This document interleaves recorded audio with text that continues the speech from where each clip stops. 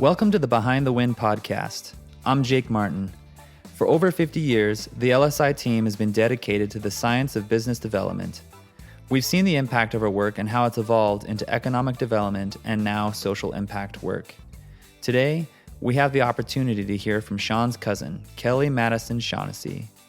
They're going to discuss her career in foreign manufacturing, Jerry Slatter's experiences in the military, and how it impacted their family. Their discussion gives us new perspective on how LSI has evolved over the years. Let's jump in.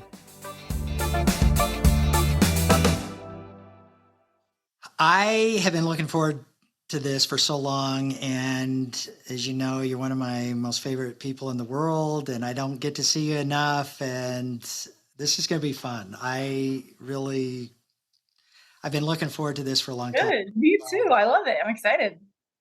So you and I have talked about our grandfather, and I think both of us had this special relationship with our grandfather. And so over the last, I think both of us being the oldest of our families, and our other cousin, although you're significantly younger than me, our other cousins are, range. I mean, a lot of them I didn't have a lot of interface with until I was married and gone. But I did have this special relationship with my grandparents, and got to spend a lot of time with my grandmother, who I was very close to, and then later spent a lot of time with our grandfather too. So Kelli, maybe before we start, just talk a little about yourself, and you've got this incredible family and career, and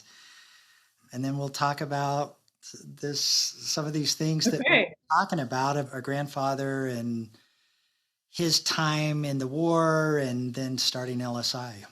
Okay, sounds good. Well, I'm Kelli Madison Shaughnessy. I'm Madison. I don't use that much anymore, but since, that's how you know me, right? From growing up.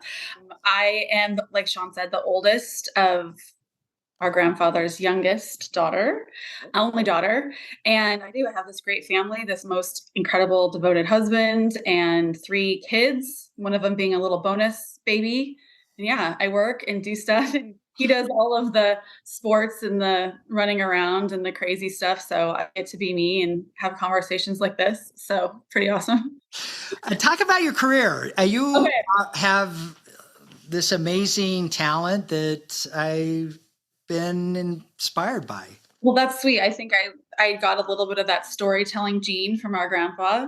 I started out in design. My parents were both in that kind of a world, and then ended up in sales. I worked for Mohawk Flooring. It's the largest flooring manufacturer in the world, and recently switched over to Mondo, which is this teeny tiny little amazing Italian company. So I do sales, but I went from just a little Sacramento area in Northern California to all of Northern California. So I'm actually having fun, like traveling and exploring and finding all these really cool, I get to work with big, giant, amazing firms that I've always just kind of looked up to. And now I get to go in there and talk to them and talk flooring. Like, how crazy and random is that? It's awesome.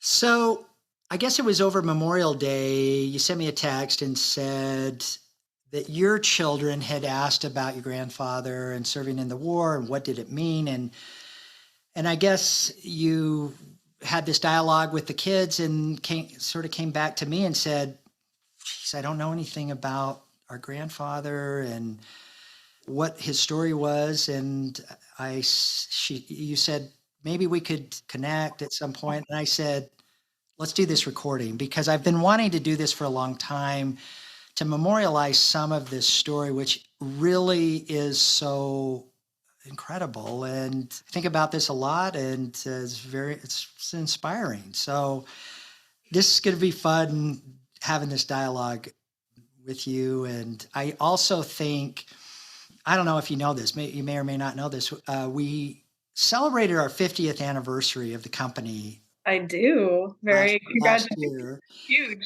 It was this, I think, benchmark year where I had been with the company for 30 years last year, and then also it was the 30-year anniversary of its founding. So We did a lot of historical promotion of the company, and I think we did a good job of archiving a lot of the history and did a little bit about the founders, including our grandfather, but really did not talk about his childhood and his biography, which I think is people remember him as this great business leader and an executive in the government. But I mean, he has this incredible story that with the war too. So let's start. Okay, sounds good. I'm excited because I've just heard his stories from his mouth about being this young boy, super devoted to his mother, lived on the porch for a while. Not sure if that was really true. He walked up the hill both ways in the snow for like 800 miles. I mean, I heard all of those stories. So it's nice to hear from you. I think we got a bit of the tall tales being like the younger girls. And I think he probably shared with you some more of the real things. Because when I did ask him about the war stuff, he was hesitant to tell. And I think a lot of men from that generation are. But what was so interesting to me was he was so very young when he entered the war. I was doing some math and I'm like, when the war started, I think he was only 14 years old, right? The World War II started in. Right. So that's the part where I'm looking for you to share with us, like how did he get there and what happened? When did he meet grandma? Like how did this all play?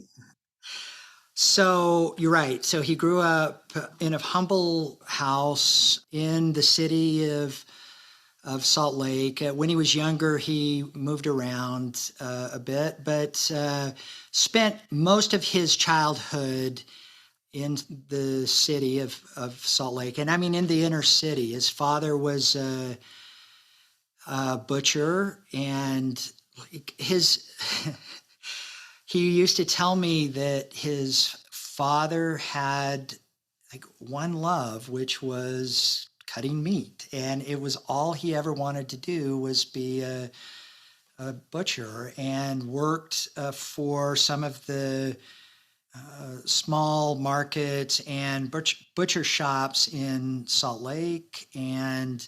But they grew up very humble. He had a sister named June who was 9 years older than him. His mother had 9 miscarriages between June and when he was born, and was very sick. And he said that a lot of his learning came from his mom, who spent a lot of time in bed, and she would read to him.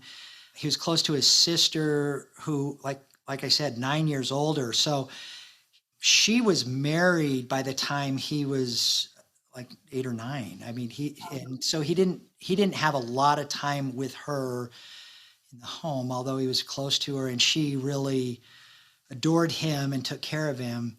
But growing up, he told me that his only interest in what he wanted to do was fly planes. He knew that whatever he did, it was going to entail something about flying aircraft. He was in love with the aerospace community and wanted to fly planes. That was his whole focus. Which is interesting because it makes sense what he did, but that's never how I saw him, right? I saw him as the businessman, never as like in airplanes as a pilot. Like I even wonder, like, was he actually a pilot? Okay, so I mean, this is the part that a lot of people don't realize. So you're right. He was born in 1925 and ended up going to the war when he was 18 and was trained as a pilot. I mean, immediately graduated from high school, is drafted, goes into the war, is trained for a year, and then ends up going to the Battle of Guam. And I've been a long time advocate and tried to evangelize this over the years, that there's been so much written about what happened in Europe the war in Europe. And for whatever reason, the war in the Pacific really has been, a lot of those stories have been lost that I think were equally important historical moments to World War II. And the Battle of Guam was one of those moments. So the Battle of Guam went on for about 2 months. It started in July of 1944 and ended in the middle of August of that same year. But the island was held by the Japanese and was really a strong, and occupied by the Japanese, a stronghold by the Japanese. And Can I ask how far, this is probably a dumb question, but no, how far away is Guam from Japan? Do you know? It seems like it's far. it is. I mean, it is far, and that's part of the challenge is that Japan is fighting an enemy really that is through these islands, and their approach was, we are going to occupy all of these islands in the Pacific, including Guam, which was an American territory, Hawaii, which was an American territory. So their idea was, we're going to establish these bases in the Pacific that will give us the strategic advantage to eventually bomb the mainland of the U.S. mainland. So similar to the strategy of Europe, that we're going to have this invasion on two fronts, and the Normandy story, which we won't talk about, they had a similar approach in the Pacific, including some of these islands, where they said, what we're going to do is we're going to take back these islands, we're going to drive the Japanese back to Tokyo, and then we're going to take Japan through battling and defeating them in their homeland. So this was a step along the way to what then became Hiroshima and Nagasaki that ended the war. But this was a critical piece. My other grandfather, who you knew a little bit, and let me just, I don't know why, I've been thinking about both of my grandparents this week for a lot of different reasons, but it was his birthday yesterday. He would have been 100 years old yesterday. Wow, that's a big one. He was a little bit older than Jerry, but he enlisted when he was 17, lied about his age, was also sent to the Pacific. And that was just logistically, a lot of the soldiers that lived on the West Coast went to the Pacific. A lot of the soldiers, most of the soldiers on the East Coast went to Europe. So I would never thought about it like that. But to add on to, you said your other grandpa enlisted when he was 17. My mom told me, your aunt told me that grandpa tried to enlist when he was 17, but his mother said no. Do you know if that's true? That is true. And I don't. The challenge too was, think about this, that he was the surviving Slatter male, and his parents had one child, and he had a cousin. He had one cousin. He had 9 aunts and uncles, but they only had like 3 kids, I think, and so he was the only boy of the Slatter lineage, which is also an incredible story that I want to tell you about at some time. Yeah, tell me that one. I had no idea. 9 of siblings. That's incredible. All right, so just briefly, and we'll do this some other time. But my son Sam, I have one son. My father had one son. Our grandfather had 2 sons, and your mom, one daughter. But his grandfather came from Cheltenham, England in 1893 and settled in Utah in 1893 and ended up having 9 kids. He had 9 children, and for whatever reason, they had no kids. There were no grandkids. Incredible. You said only 3 came out of that Yeah. situation. So he told me this a lot, that he felt this responsibility to carry on the family name. And I think why that's relevant is his parents had such a hard time having kids, having children, where they had his sister and then 9 miscarriages, and then they finally had him. It was so, and he was so close to his mother, who, like I said, had been sick most of his childhood and had really taught him. He was brilliant. And I really, the older I get and look back on some of the things that he accomplished, and having this opportunity to work with him at a time when I was so impressionable, and then looking at some of his work and legacy, he was just brilliant. He was a brilliant individual. And a lot of that he attributes to his mom being so sick and just reading to him and teaching him. And so you can imagine that kind of relationship as the only heir to the Slatter name. Yeah. And his sister had married sometime, several years previously, and he's with his parents, the only son, the only, the baby of the family. There's only 2 of them, but sending him off to the war that had been going on for some time. I mean, Right. you think the war in Europe really, had never ended after World War I, but the conflict and what was going on there, and by 1944, it was serious. And so you can imagine these young parents sending their only son to the war when he's 17, and he said that he was drafted. And I think that is correct. That at 18, he was drafted, trained as a pilot, and he said he loved it. This is what he wanted to do. He knew from a young age that he was going to be a pilot and that he wanted to fly aircraft. And so he thought okay, I'm going to war, and this is the start of my career as a pilot. And as I said, what was going on in the Pacific was, we are going to basically, it was tough there because it was so spread out, so expensive to get there, logistically so difficult. And the Japanese had built up the occupation of these islands for years. And so it was tough. Kwajalein was really the Normandy, I think, of the Pacific.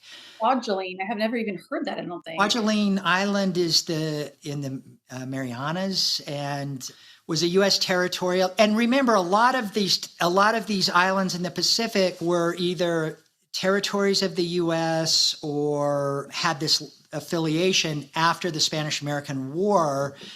The Philippines, Guam, the Marianas, the Hawaiian Islands, they all became affiliated with the U.S. either as a territory or as a loosely affiliated state, right, of the U.S. So, the Japanese occupation of these areas were U.S. territories, and we're going to go and take them back, similar to the Normandy plan. Kwajalein was perhaps the most, and I've been to that island, interestingly. It's still a military base. They do intercontinental ballistic missile testing on that base, so it's kind of an interesting concept. But like I said, my mom's father, at 17, had this invasion into Kwajalein where they lost most of those kids. They didn't realize it was so shallow, and they had these boats that went up onto the coral, and so they're running in the ocean while the Japanese are killing all of these kids. 70, the plan was, nope, we're just going to keep sending the kids in until we take over the island. And they did. They eventually did that. So your grandpa Cohen run on. Yep. Wow. That's right. And then he went, and like I said, it was his birthday yesterday, where would have been 100 years old. He's been gone for some time, but also I was very close to my other grandfather as well, who's an incredible hero that also served in Korea and then spent a career working as a as an officer in the Army. So Jerry gets this training and then is informed that as part of this strategy that they are going to bomb and recapture Guam as U.S. territory. And this was an important part of the strategy because they wanted to establish a base in Guam, which there's still a U.S. base in Guam today, even 70 plus years later. Right. But the plan was that they were going to establish a permanent base in Guam that would allow the U.S. to go in and take and defeat Japan from Guam, the Japan mainland. And so this was a very... Far away, right? So we looked it up. It's over 1,600 miles away. So a 4-hour flight, pretty important for Japan to have this landing spot. Okay. So he is told that the story that I had heard was that early in June, he gets on a aircraft carrier and he was trained to fly these B-24 bombers. B-24 bombers. I remember him. That's one thing I haven't forgotten. B-24 bomber. That's right. So he had been trained in this. He didn't know where the mission was going to be. He'd been training for about a year as a pilot. Didn't know where the mission was going to be, but knew that he was going into the Pacific theater on an aircraft carrier, and that they were going to go bomb some to be determined. Right. Yeah, and defeat the Japanese. And so early in June, it was initially scheduled to happen on the 18th of June. Okay. And there was this Japanese carrier attack, and there was some other things that happened. And so anyway, it ended up that they pushed it back, and it started the 21st of July. So I mean, almost a month later. Yeah. Okay. So yeah, go ahead. No, this is the part where I'm like getting not excited, but for like the big story that, I don't know if this is when it happened or if it's later. Yeah. So I know that the battleship started like bombing the island in the latter part of June, about this time, and then really the bombing started almost a month later, the 21st of July.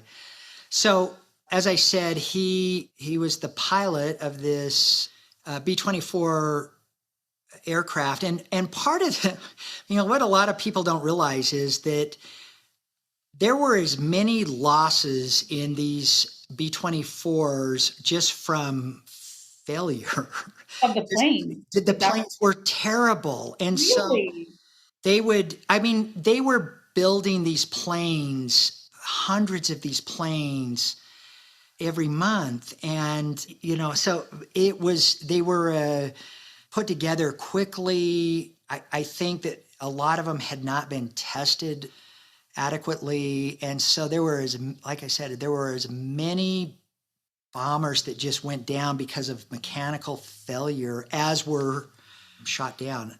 So it is. And think about this: there were almost 20,000 of these aircraft built. They didn't have LSI negotiating the contracts to get it done right. I mean, that was the problem. Exactly. That's right. So he went in. They were told, "This is where you're going. This is what you're doing. Here's your mission." I believe the plane had 6 crew. So there was a pilot, and somebody will probably fact check me on this. Sure. There was a pilot, there was a bombardier, there was a navigator. I do know it took a crew to fly this plane. Okay. And so he had this this whole crew with him going in 19. I mean, and just think about my son, Sam is 19. He just turned 20, but I just think about the responsibility and trust that these young kids were given flying this Absolutely. aircraft into I know. battle. It's fascinating to think about, like, these different generations and what our grandfathers and grandmothers' generations were capable of doing at such young ages. It's that's what I think I look most back on grandpa so fondly of what he had accomplished by the time he was my age. Like, he had so much already done, and he'd already done all of this, right? Like, you're in this kind of poorly made aircraft doing stuff that no boy should have to do, but they did.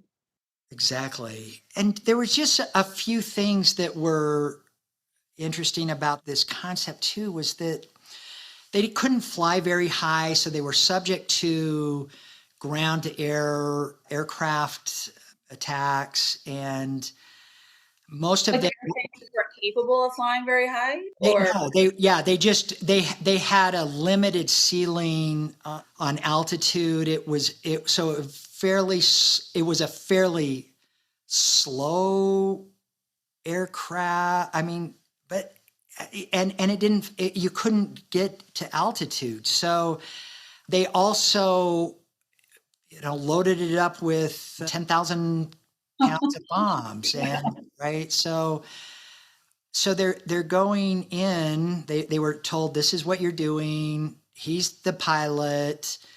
They've got a whole plan on this. Goes in and is shot down right as he approaches the island, and shot down on the beach. And So did the airplane crash? the Was it airplane on the came. land? He brought it in, crashed the aircraft. The entire crew died, but him. I had no idea. Really? He he had multiple broken bones, and for the rest of his life had back problems, from this injury when that happened. But the whole crew died.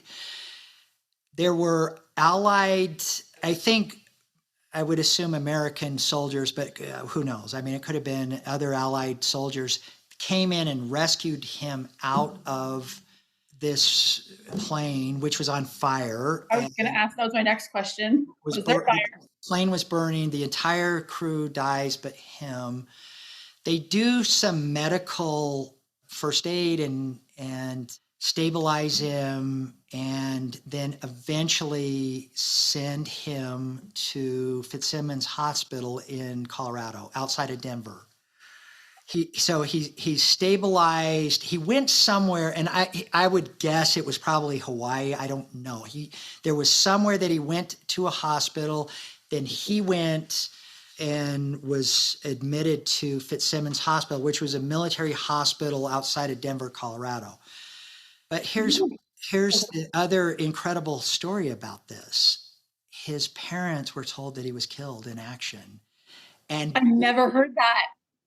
did not know that he was alive for 3 months after they had been given this notice that he had been killed. So, I mean, we talked about this story of how close he was to his parents, only son, the only heir to the Slatter name, and they had this fear that he was going to go to war and was killed. And sure enough, they get this letter that he had been killed and 3 months had gone by. He was in Fitzsimmons, writes them a letter that tells about, hey, I'm in Fitzsimmons Hospital in Denver, not far from Salt Lake. And he spent 2 years in Fitzsimmons Hospital recovering. 2 years?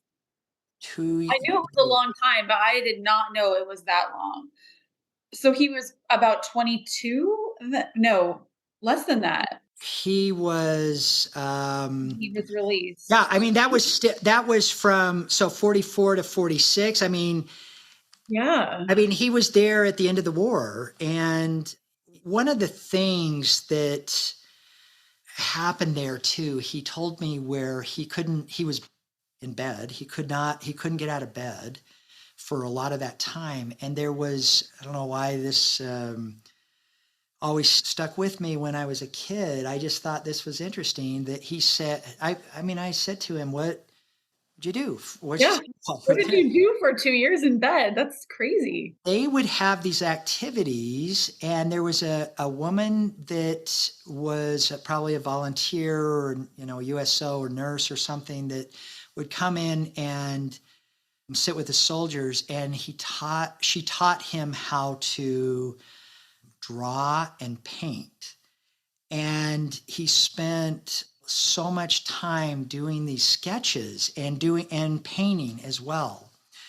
And I just thought whatever. Unfortunately, our grandmother was always so artistic and had a great artist in her own right in everything that she did.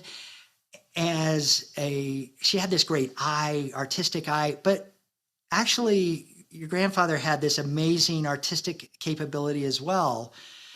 I didn't learn that until he was gone. Like, when I saw these sketchbooks and I asked my mom, "Who did grandma do this?" And she's like, "No, grandpa did." And I was completely shocked because he was such a wordsmith, and you don't get to be lucky in life to be a wordsmith and an excellent drawer, painter, artist. You get one or the other, you don't get both. And I think that creative energy can be harnessed in a lot of different things.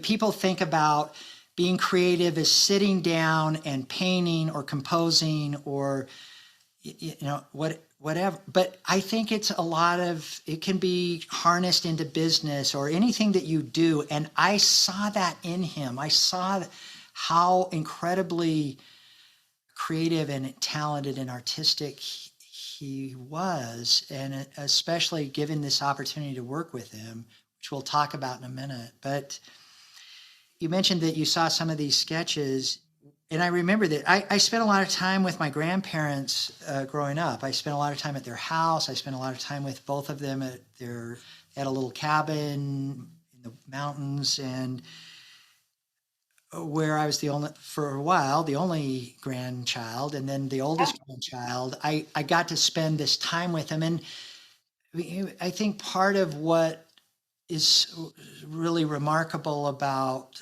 our grandfather is his resilience. He loses his wife to leukemia when she was 53. He was 58. And unfortunately, I think that especially in those latter years of her life, that so much of his attention was caring for her. So unfortunately, I've heard from my two sisters and a lot of the cousins that you were so lucky that you had this amazing time with our grandparents when they were young. I'm only 40 years younger than Right. my grandmother, and so about the same span of between my youngest daughter and myself. So I think about that a lot too. But anyway, spending time with my grandparents, my grandmother, I was there at their house, and she said, "I've got a surprise for your grandfather. I framed one of his pictures, one of his sketches, and it was, if you remember going into their house, in the foyer, she had this wall with all of these pictures. It was on that wall, and it was a pencil sketch of an old woman. And Yes, you remember that? of course, yes. So I was there that day that she ran across it and ended up having it framed, and the two of us give it to him when he had come home from work, and then he hung it on the wall. He said, "Let's just hang it up on the wall." And then after he passed away, his second wife Becky gave that to me, and that hangs in my house. And I think about that a lot. That he sketched that, and he told me that story of him sketching that picture while he was in Fitzsimmons, and just had this incredible relationship with this artist that taught him how to paint and draw and sketch. And so I have that now, and I think about what that must have been like spending 2 years in Fitzsimmons. So Well, it's interesting that what grandpa never would tell me any of the stories when I asked. And I don't know, like I said before, if that was I was young or I was a girl or whatever reason why, or he didn't want to talk about it.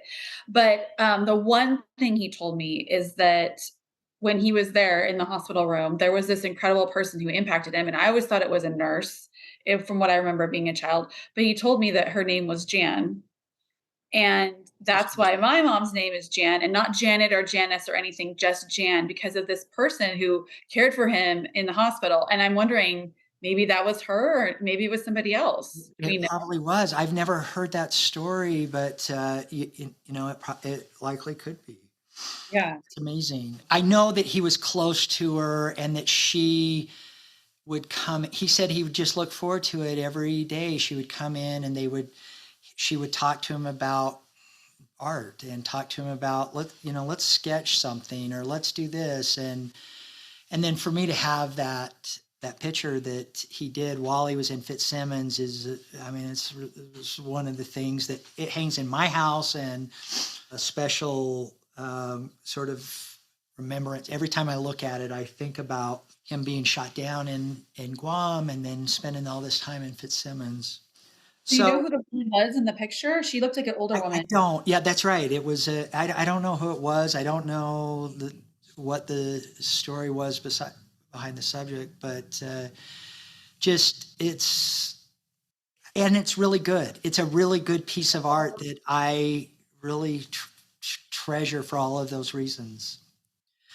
I mean, I don't know. So that's what I know, and the Okay. reason that I had that history, I think, is just that having this opportunity to later work with him, and we traveled a lot together. We traveled all over the U.S. We were in Canada. We were in Europe together, and so we would have these dinners, and nobody gets that kind of one-on-one time with their grandparents. It seems that where he would tell me these stories and would tell me, about his childhood. And so I was so lucky to have that time with him, for him to give me this history.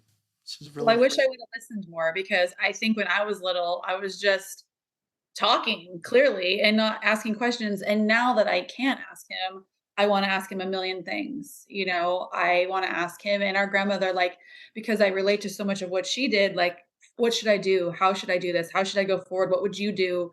What would you see? And I didn't get to travel with him really far places, but I traveled with him a lot, and he's fun on an airplane, and he's like first class all the way, and like knows all the airline attendants, and he was so comfortable on a plane. Like, I think I learned that from him. I was never afraid to be on a plane, and I remember being on planes with him with turbulence, and he was reading his newspaper, shaking around, and like nothing was happening. So he was pretty incredible for that. So I can't imagine what it was like for you to go distances and have beautiful dinners. That's pretty was special.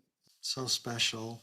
So he got out of the Army Air Corps, which is now the Air Force, as a World War II veteran.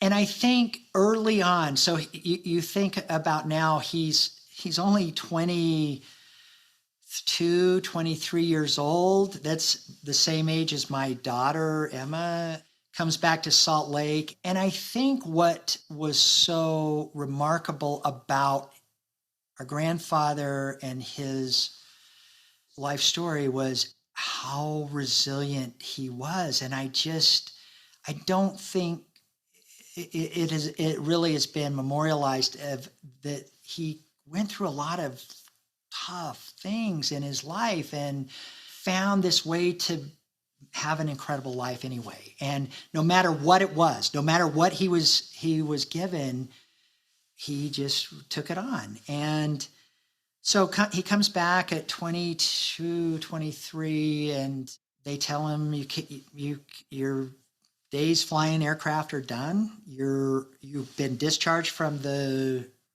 Army Air Corps, now the Air Force. It's now the Air Force. And he's devastated, because the only thing he ever wanted to do his whole life was fly aircraft. And so he found this job working at Hill Air Force Base in flight operations, and he started there as a civilian. He was discharged from the military as an officer, and then went into civil service as a civilian. And he just thought, well, if I can't fly aircraft, at least I could be around them. And started working at Hill Air Force Base as a in-flight operations. And quickly, somebody saw this potential in him and started promoting him, and eventually became director of flight operations at a super young age. And also during that time, met our grandmother, fell in love with. She was a model. She was a beauty queen and a model, and I just such a special person in my life, and he knew that. I mean, I think that one of the things that he did that I just so grateful for, he knew that relationship that I had with our grandmother, and then when she passed away, he saw that and stepped in. I mean, he was always a lot of fun and friendly, but he knew that relationship was between my grandmother and me. And when she died, he just sort of came in and embraced me, and that's real. I mean, I really could see that after she'd passed away, that our relationship changed and we became so close. We were close before, but I mean, we were, as you know, we were very close. He was my buddy. He was good at that though, and I think that like my husband's grandfather was the same way. These special guys who, I mean, I think you would, your sister, clearly Dina, and me and Tracy and like our other cousins, we would always think we were the favorite because that's what he made you feel. That's how he made you, that's how his talent was. Like you were the only person in the room. And after grandma died, he really did take on such like a patriarchal role of making sure that we were all very well taken care of and loved. And there was expectations of all of us, right? Like you didn't ever want to disappoint Grandpa Jerry, and he was just kind of this person who led the family. And I think if you asked each one of us as kids, as cousins, they would all say the same thing, that he he was in charge and he made birthdays special. I mean, who goes out to with their grandpa for shopping and birthday lunch every year, no matter what, and being at the places that he built and having these family things. I just look at him as that legacy. And I never looked at him like he was ever hurt. So clearly he was no longer able to fly planes. Was that because of his injuries? Because of Because his he never injuries. looked like anything. You never saw him look like he had any injuries ever. Well, and I think that that's the other incredible thing. I mean, he had back problems from the crash his whole life. He had horrible problems with his knees. He had he had chronic problems as a result of this, and a disabled World War II veteran that had this one dream in life to be a pilot and just couldn't do it. And he never referred to himself that way. He was such larger than life. Like I would never put the word disabled with him ever. Wow, So this is good to know. I had no idea this is how it all went down. So he marries our grandmother. He's hired at Hill, marries our grandmother in 1949. He was 5 years older than her. As I said, incredibly, I was exactly 45 years younger than him and 40 years younger than her. So I had this opportunity to, as the first grandchild, and my sister's 2+ years younger than me, but for a long time it was us. It was my grandparents and me, and having that time. So he works at Hill in a myriad of positions, but mostly in flight operations, promoted very quickly. And he had this sponsor that said, you need to finish your degree, and ends up getting multiple master's degrees. Got a master's degree from Really? Berkeley in the late 1950s into 19 early 1960. Did he go, like, because I know he Went traveled there to California a lot. to I remember Berkeley and also to Ohio State. did And he go to the I mean, because there's no online classes, of course, at this time. So did he live there or fly or there, and he told me this story that I can't remember now. I've got all of his military records, but I can't remember if he went to Ohio State first. I think he did. So, by this time he's probably late 20s, and they're saying you need a degree. I think they sent him to Ohio State first. He gets a degree from Ohio State, and then he goes to UC Berkeley in the early 1960s. what? And he Like, was always he gone? Like, he was not living in Utah. Like, he was no they this was he had this sponsor that just adored him and saw this potential in him and said, you're going to be something really special, and was being promoted quicker than any of his peers. And he had quickly been promoted into the director of flight operations, which was a huge job. Again, he's this young 20-something-year-old kid back from the war as this director of flight operations at Hill Air Force Base, one of the major big bases on the Air Force bases on the West Coast. And he had this sponsor that said, we're going to move you into a leadership position where you have all of this charisma and you're this brilliant individual, but you need a degree, and sent him, like I said, I can't remember if he did Ohio State first. I think that was the case, because I think he was getting a master's of public administration from UC Berkeley in the 60s. And he told me after he came back from the war, he always had his head buzzed. He yes, I had this remember those pictures. shaved head. So here he is, probably, early 30s at Berkeley, the most liberal school in America, where they're doing all of these protests during the 60s. He said these kids would stop him and say, "You're with the FBI, aren't you?" He kind of looked like it. Those pictures are great pictures. That buzz cut. You're Doesn't with he the look like FBI. it? Yeah, you're with the FBI. He looks like it in those. So he was there. He was on campus, living On there, and campus. Emma was home with their 3 children Right. Exactly in right. Utah.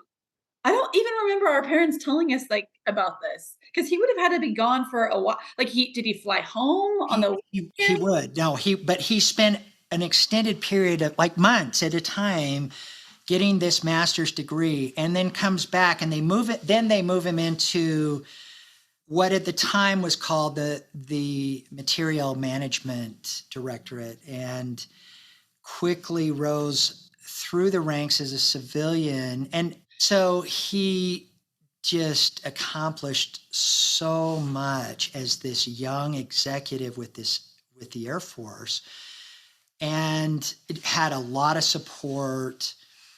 He rose from this entry level position at Hill Air Force Base to eventually becoming the number one civilian at Hill. And he was, at that time, there was and it's similar today, a little different, but what they tried to do within the Department of Defense was create a civilian rank system for both pay and responsibility and title that loosely mirrored the structure of the military. So if usually what would happen is if you were a lieutenant, then you would have a civilian counterpart at that level.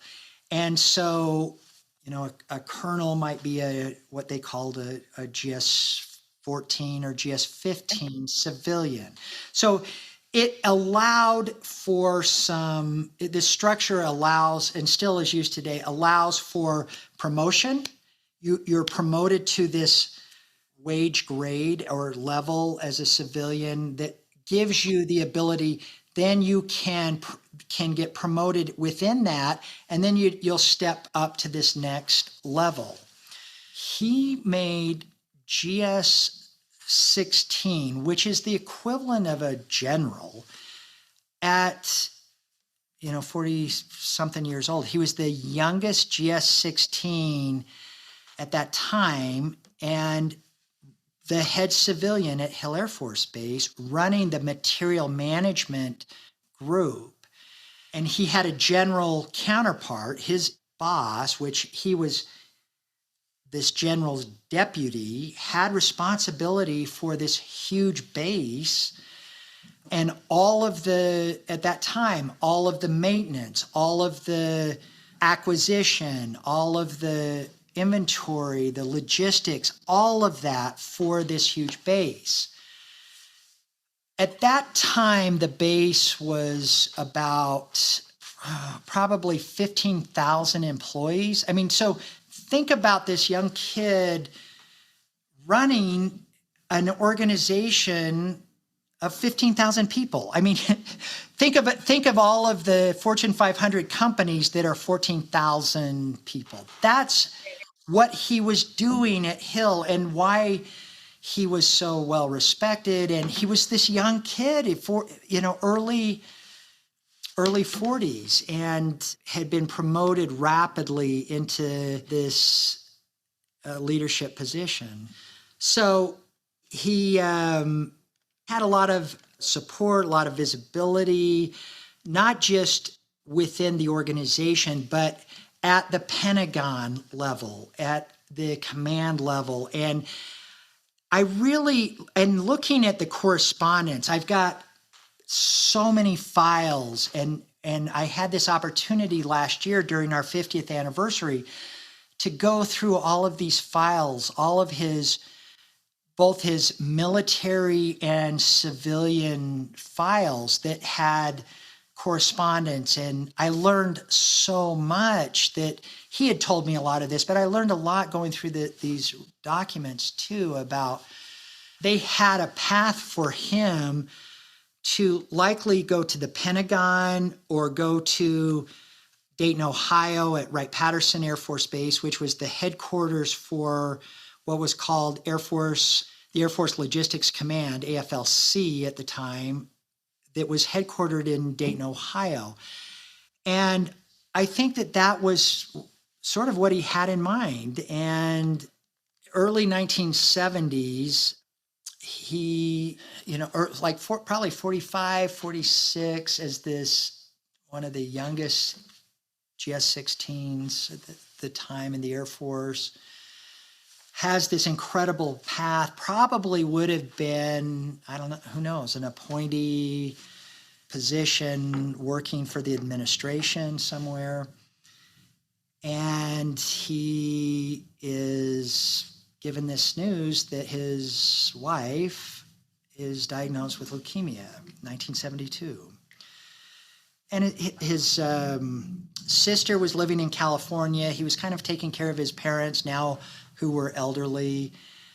And he has this correspondence that just said, I've decided I'm going to retire from the Air Force at 46 years old. Wow.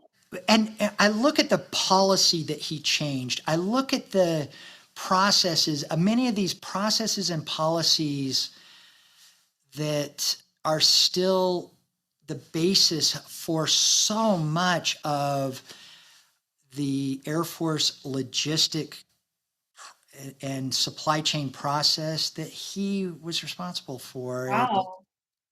And you're still seeing that today. Still so much of his fingerprints are on the Air Force policy and strategy, and he was brilliant. He was brilliant in some of these things that was amazing. So you imagine at that time, Our grandmother was 42. He was 47.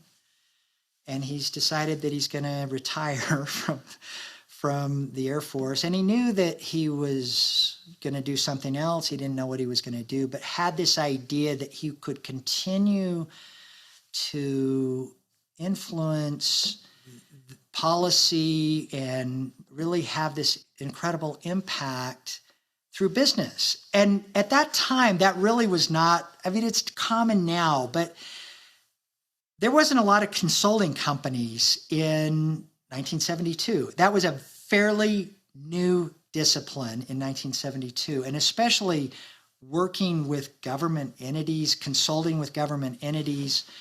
But he just had this idea with his, with some of the other principals of the company that were also World War II veterans that came out at that same time. We're gonna start this little consulting firm. And he really had this idea that he was going to do this for a few years. And then he and our grandmother were going to retire and spend all this time in the mountains. They had this idea that they were going to build this cabin in the mountains, and that's how they were going to spend their retirement. And then I think a couple things happened. It turned into a real business. He and the other principals, there were 5 principals of the company of World War II, all World War II veterans. There were 3 military and 2 civilian executives that were the original principals of the company. And it turned into this real business that was incredible and became this.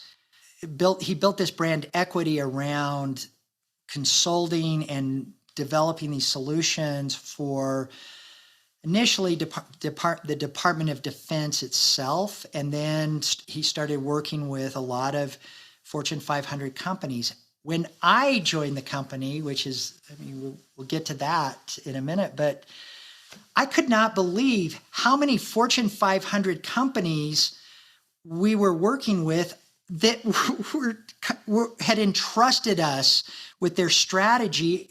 This little company from Bountiful, Utah, in the middle of, these companies were the major top 100 companies in government contractors. And here is this little company in Bountiful, Utah, that's managing all their strategy. I was just astounded by that. And I'm not, because when I was a little kid, we went into the Key Bank building and Grandpa had this office with this I plush. can't believe you remember that. I cannot believe you remember Grandpa that. was my hero too. So you got to keep that in mind. So I remember that distinctly, and going upstairs, and he had his secretary, and he had what would you like? And there was a mini fridge with miniature pineapple juices, and it was just it felt very opulent and sophisticated and important. And his suits, the guy looked sharp in his suit and his hair, and I always thought my grandpa would be president. He was so super important. So you say that, and you're right, because knowing now, being in business, a Fortune 500 company is a Fortune 500 company. That's a big deal. But to me then, of course he was doing that. It just seemed yeah, duh. So that's the thing. So it turned into a real business. Yeah. He never anticipated that. He and the other partners of the company never thought it was going to turn into a real business. They wanted to do something for a few years to transition from coming out of the Department of Defense. And I guess not surprising that just anything that he touched was amazing. And he built this incredible business. So that happened. And also our grandmother became very sick and with leukemia. And so from the time I knew her until she passed away in 1983, she was always sick. And I don't know, maybe that was why I had this really incredible relationship with her. And for the last 3 years of her life, very, very sick, extremely sick. And ends up passing away at 53, the same age I am today. Wow. Not that I mean, I think about that all the time. Oh my goodness, I lost my grandmother when I was 13. She was 53. I'm 53 today, and think about losing her, what that must have been for her and for him too. And yet, so, here's another example of this adversity that he faced, losing his wife. And what is he going to do? What he told me, and I didn't see him for a while after our grandmother passed away, but he decided that he was going to go do some self-reflection and left. And I mean, during that time, he went to Egypt, and he went and really left the company to Wayne Fry, one of his Yeah. closest friends, and some of the other principals of Judd and of Crumpler, and some of the other principals of the company. And while he was somewhat like on this sabbatical, trying to regroup, and he comes back, and the company's just flourishing. And I sort of reconnect with him a few years later. I mean, not that I mean, I saw him, but Yeah. had this real bond with him, and the company is doing phenomenally.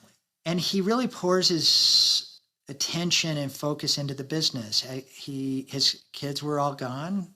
He'd lost his wife, and he started working these incredible hours where he would come into the office at 7 or 8 in the morning and work until 10, 11 o'clock at night. And I mean, the business was his focus. And I think during that history of the company, it was evident. I mean, I look back at this was shortly before I joined the company.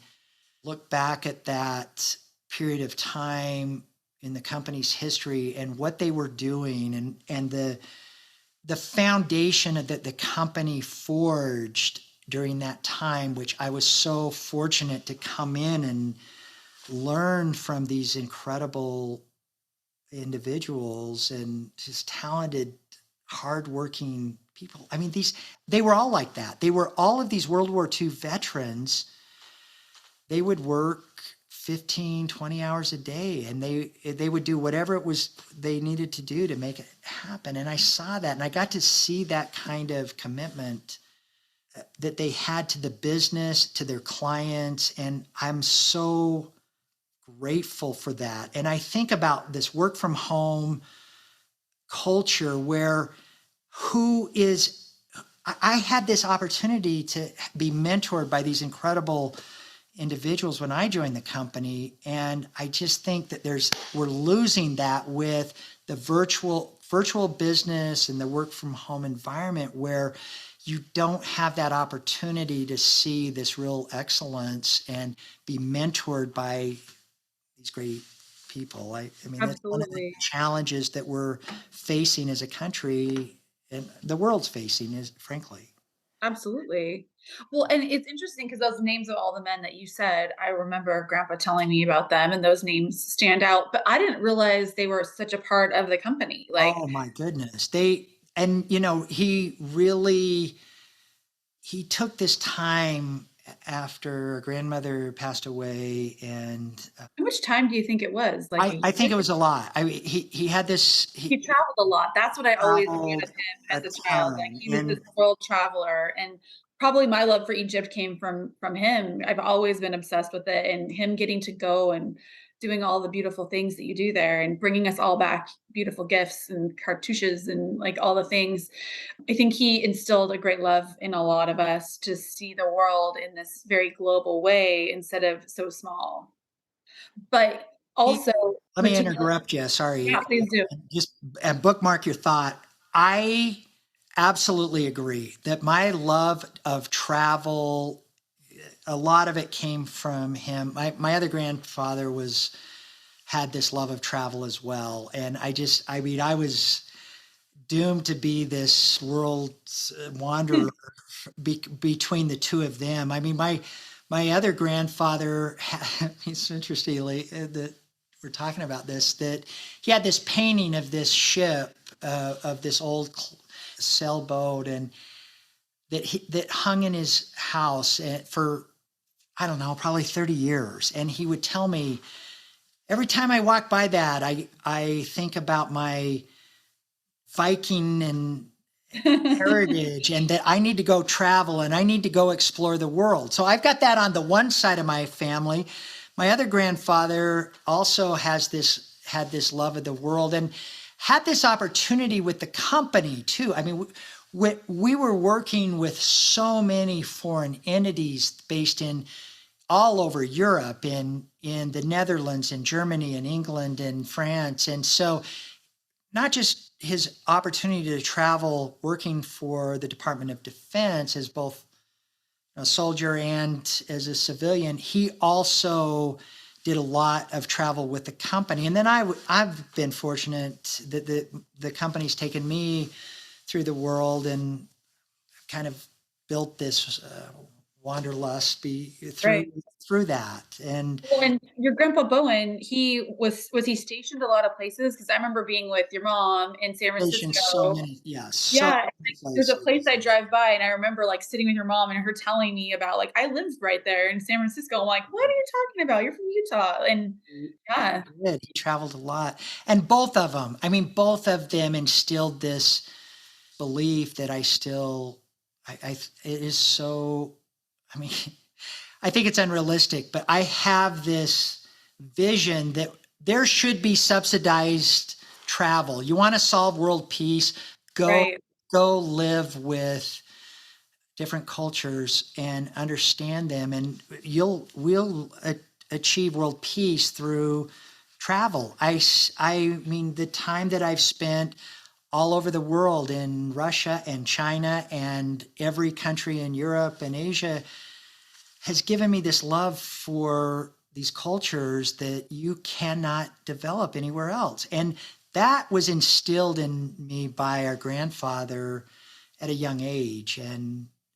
But he did, I can tell you that during this mourning and grief period, he took a lot of time away, which ironically, when he left, the company was like, we don't need you.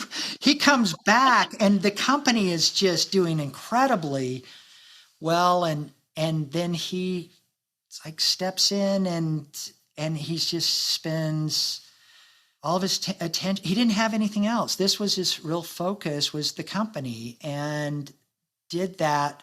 So she passed away in 83. I really think that started and last for about 10 years. I joined the company in 1992.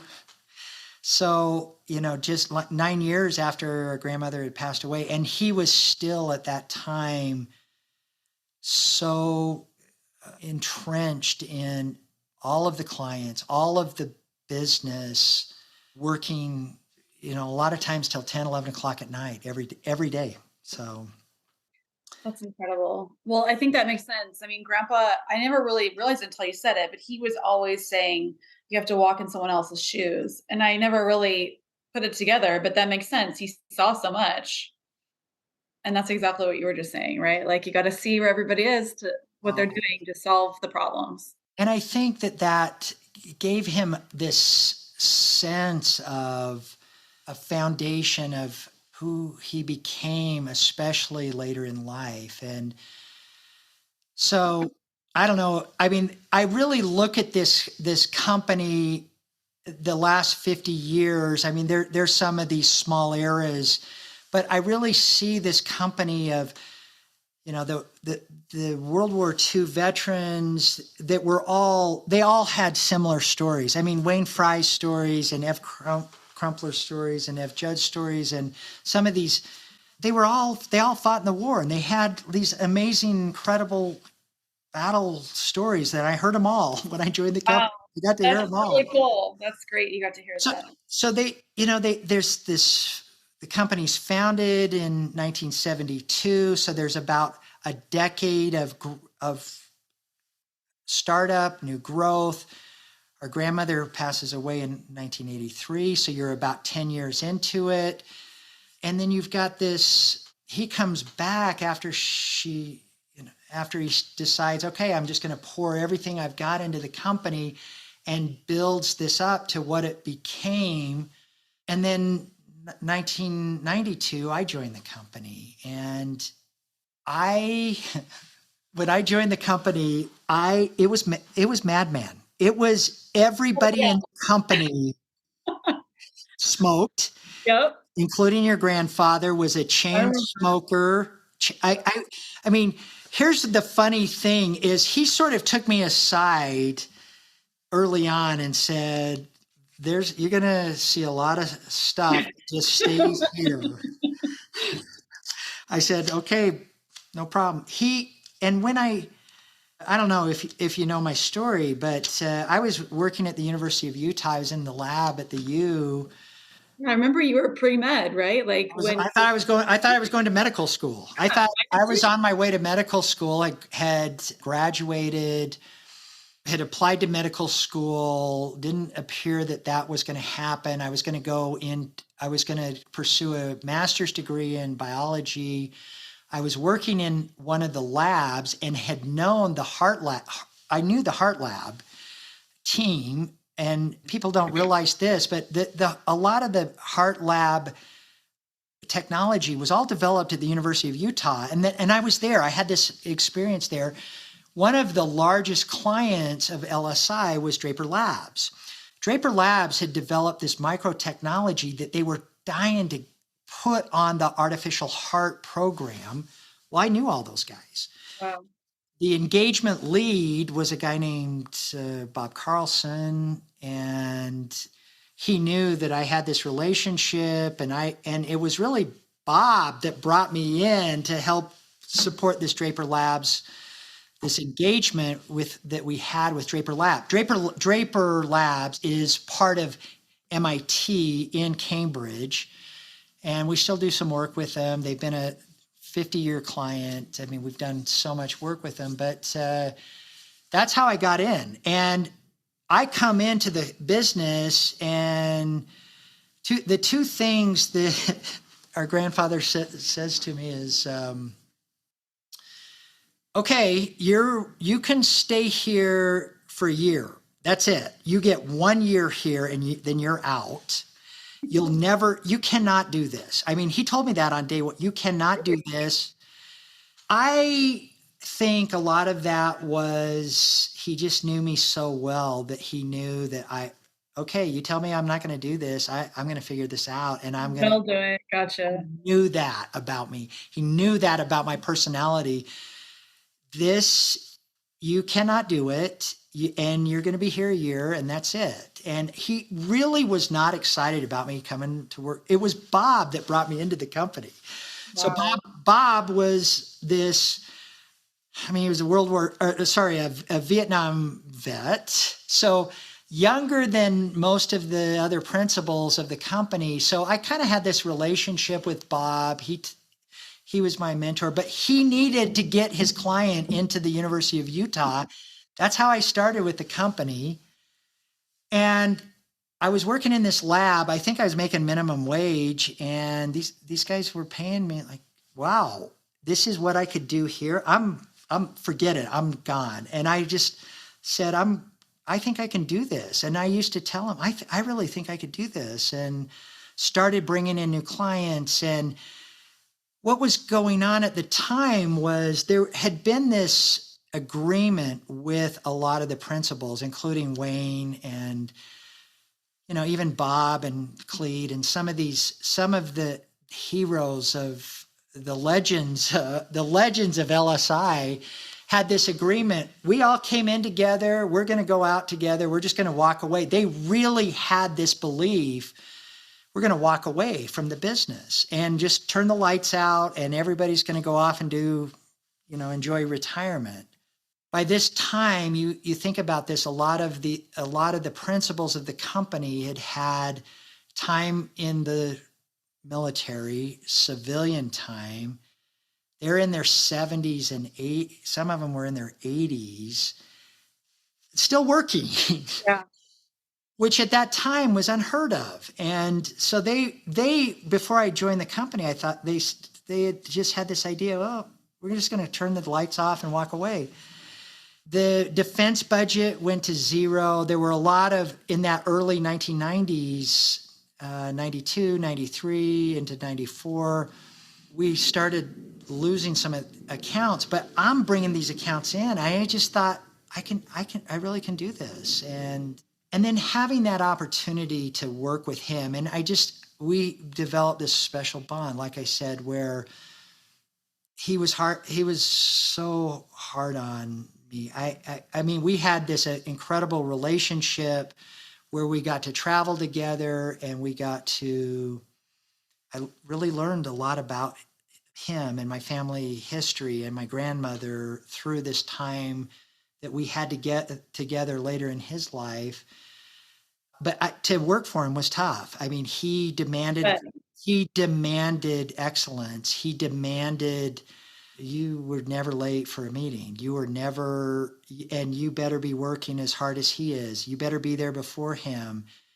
He was this incredible writer and demanded that everybody have excellent writing. I mean, I can't tell you how many times that he would throw a proposal or a piece of work back at me and say, this is unacceptable. And Really? he had no problem yelling at me in front of the entire company. And so, I mean, there was this other side of it. Good. There should be. That's how you become successful. Those behind the scenes things, and there's something else, like you had said before, he had so much support from all these guys at Hill, and these other men who worked at LS or for LS, or owned LS. I don't even know how that all worked out. Like all these men started the company together, but the underlying factor that they all had was these wives at home, right? Like our grandma at home. And the stories I heard from Grandpa were like, she made these beautiful dinners and was entertaining generals at their home. And like, that's the stories that I got. There's always those, the man is the head, but the woman is the neck, like turning the head. And these women are at their homes, like raising the kids and making their houses beautiful and framing pieces of art and, like handing them a martini when they walked in the door. Like, that's just how it was. Let me tell you, it was Mad Men. I'm not kidding you. It was exactly what you thought. I mean, I went into there and I was like, we started drinking. The company, lunches. We started drinking at 11 o'clock. Yeah. Oh yeah. You got a lot done that way. I still remember the day that the state of Utah banned smoking in any public building. I really think that was the end of that era, because these guys were smoking, including your grandfather. They were all smoking unfiltered Camels and drinking a fifth of scotch every day. I went home at night and I smelled like I'd been in the casino all day long. I mean, and I couldn't shake it. The drapes in the office at one time were white. No, they were orange, because there were two people in the office that didn't smoke, and I was one of them. Yeah. But 11 o'clock, we're having an 11 o'clock client meeting and everybody's drinking scotch, and I'm drinking scotch with everybody else. And well, I think, Sean, we figured out how to get people back in the office. It's scotch and smoking, vaping. I mean, cannabis. Right? I don't know. Yeah, forget the smoking, back to cannabis. So we've got edibles and, White Claws. I don't know what people drink during the day anymore, but White Claw seltzers and cannabis. That's high class Madman. I love it. Low class Madman. But I'm telling you, like, having a glass of wine at lunch with a client, you get things done. In the office, they had no problem. I mean, I can't tell you how many times I walked into his office. It's 7 o'clock at night. He's got a unfiltered Camel in one hand and scotch in another hand, cranked out of his mind. Hey, you know what? Sometimes I do my best work after a couple glasses of wine at night. So I'm not going to lie. I got that. But the California family has embraced that.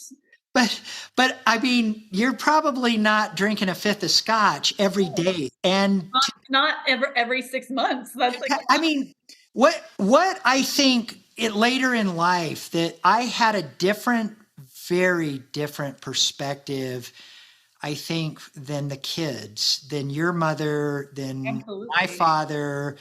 And when these guys were saying, he's in his late 80s and he's saying to everybody, I'm going to have ice cream for dinner.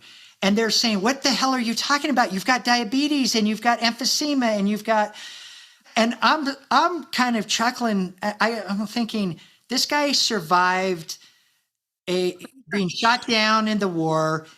He has smoked 2 packs of unfiltered Camels his whole life and drank a fifth of scotch his whole life. He's almost 90 years old. Right. I'm rolling my eyes thinking this guy is invincible and let him have his ice cream for dinner. I know, right? Just let's go with it. You did I, it. You did it. Like, I don't know. I mean, I had this, it was difficult to, I think, in a lot of ways for me, it was so like like a lot of things in life, the stars aligned.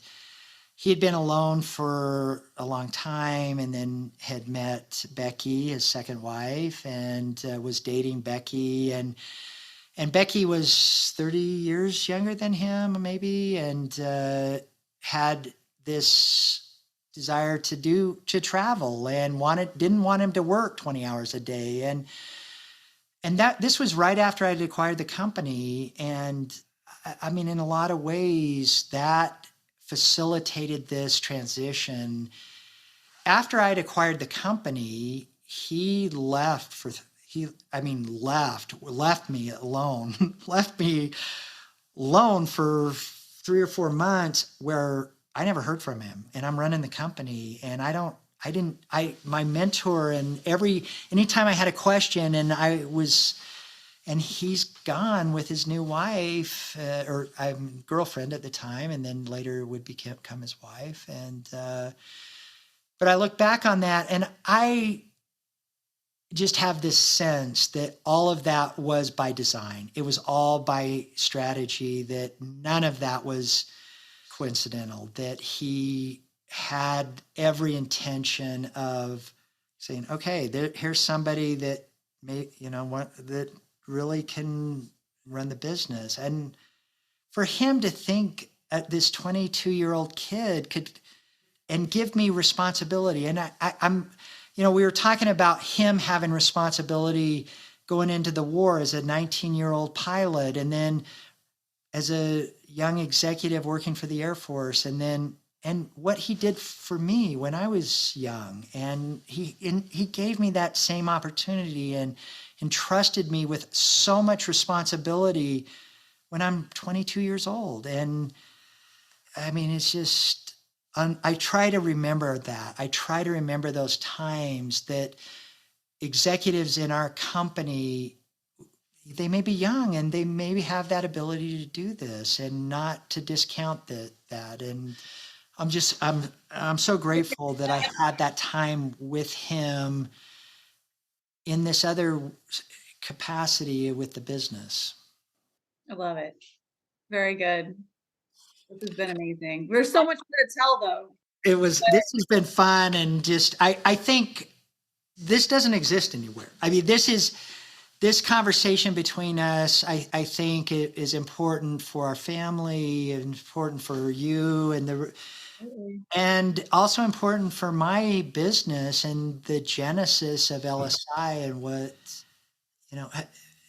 going to happen in the next 50 years of this business, that there really is this incredible legacy that we're building on, this foundation that started with this incredible individual, our grandfather, that I just was my hero. I mean, Mine too. there has been very few people in my life that I have idolized and wanted to be and learn from in that capacity, and has really taught me how to navigate life, and he was it. He was my hero, and I think about him every day. And I work at his desk every day. And there's so much in my life. I just think that every day I think about him. Every day I sit at his desk and work and think, and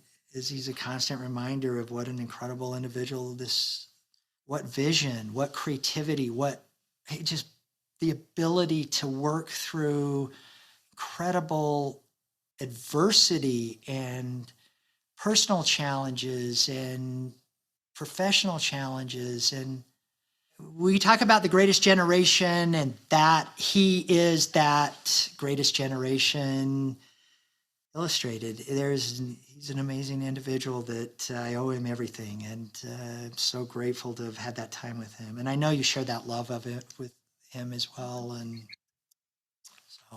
so important to all of us. He's like patriarch of our family, and has created so much that will keep living on. So, well, I don't know. Any other questions that? I mean, I have a million more questions, but we have to reboot. We'll do it another time. This was so fun, and you look beautiful as always. You're one of my favorite people. I see so much of my grandmother in you, and obviously your mom. Your mom reminds me so much of our grandmother, and I see that in you as well, and your babies too. You've got that feisty streak of grandma.